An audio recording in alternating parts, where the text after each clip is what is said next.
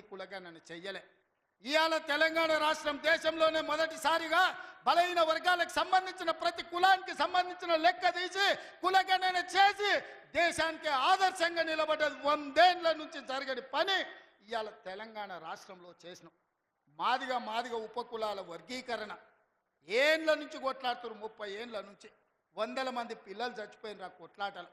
ఇవాళ ఎస్సీ ఉపకులాలకు సంబంధించి ముఖ్యంగా మాదిగ ఉపకులాల వర్గీకరణ 30 ఏళ్ల నుంచి పీఠముడిగా ఉంటే ఆ సమస్యని పరిష్కరించి ఇవాళ వర్గీకరణ చేసినాం. ఇవన్నీ ఒక్క సంవత్సరం మేము సాధించిన విజయాలు. చంద్రశేఖరరావు, నీకు ఇవి కనిపిస్తలేవా? నీ కండ్లకి ఏమన్నా పసిరికలు వచ్చినాయా? నీ కండ్లు ఏమన్నా పచ్చగానాయా అని నేను అడుగుతున్నా. ఇవన్నీ మేము చేస్తలేమా? ఇవన్నీ నువ్వు సభకు వస్తే చర్చిస్తాం కదా. ఆయన రాడు.